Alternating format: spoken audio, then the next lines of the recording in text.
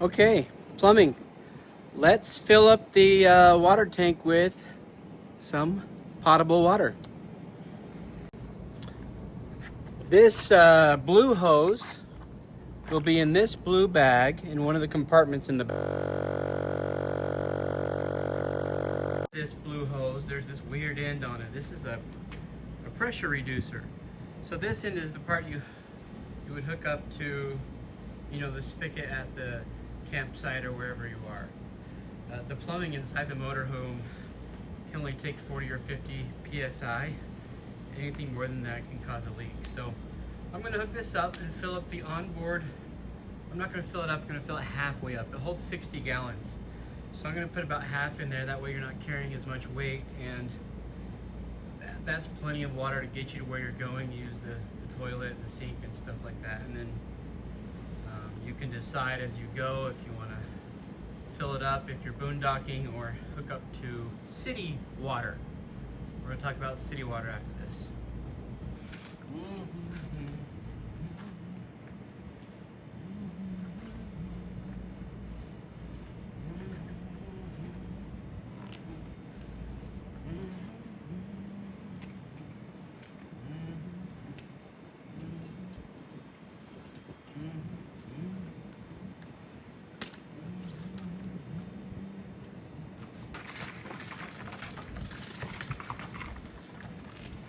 Okay, so sometimes it leaks around there,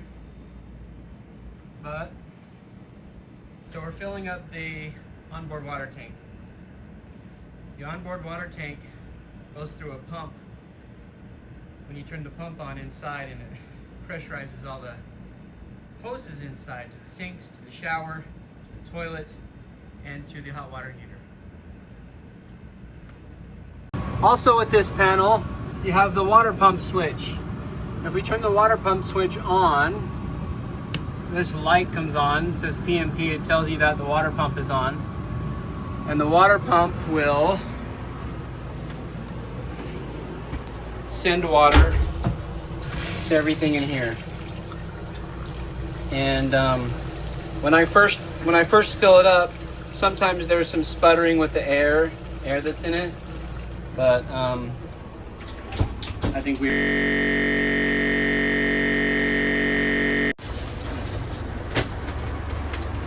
The fun thing about the shower is you can kind of get the temperature you want. And then if you don't want to waste water, you flip this little switch and it turns it off.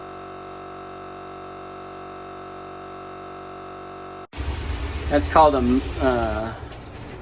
miser valve. So you're miserly saving water. And then here, of course, we have shampoo, conditioner, and body wash. And I will check that, make sure it's full. The toilet, while we're here, what you do is you press this down halfway, and that adds water to the toilet. Well, I have a hard time doing it halfway. So that's halfway, adds water to the toilet, and then when you do your business, you press it all the way, and down it goes. All right, this is how it's done. You got to take the lid off that side, and then you squeeze it, and it will fill up. Isn't that cool? It's like magic. And then you just dump it in, and you flush it down. That's the magic of this liquefied RV toilet treatment. It works great. Okay, when you get to an RV park or an RV resort, you'll want to use city water to conserve the water that you're carrying, in the motorhome. So we're going to move the hose from this passenger side to the back side, the driver's side, and I'm going to show you where to hook up the city water.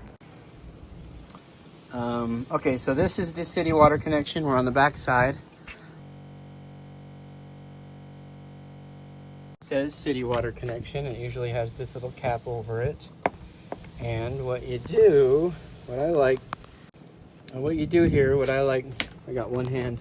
What I like people to do is I have this little fixture. It'll be in the blue bag with this hose. And what you want to do is screw that into there first. And then you plug this hose into here, and it just kind of keeps it from putting traction on this joint, so it makes it really easy. So there we are. It's sort of blurry, isn't it? I don't know. Okay, so there we are. That's ready to go. And that's plugged into city water. Okay, when I'm plugged into the city water, I can turn the pump off because the city water has its own pressure, and it's going to pressurize everything. I don't like to have the city water and the water pump on at the same time because they compete, and I think that I've seen a leak before from doing that. It took me a while to learn that. So if you're using the onboard water, you use the water pump. If you're using the city water, you turn the water pump off. Also, this is for the water heater. This will turn the water heater on, and then you'll have hot water. Side note, if you've been out for a while on your adventure and you have some days used city water at a campground, and other days you've lived off of the onboard tank, and you've switched back and forth a few times, you might notice that the water pump keeps coming on, or it never shuts off. You know, be in the middle of the night and you'll kind of hear the water pump go just a little bit, like almost like water's escaping or air's escaping. What that means is that there's air in the line. There's air in your water. There's air in the pipes, and it's it's infinitely compressible. So all you need to do to fix it is to go around, open the spigots to let air out. You'll hear it sputter to where it's just water, and that will make it so the water pump does its thing and then turns off.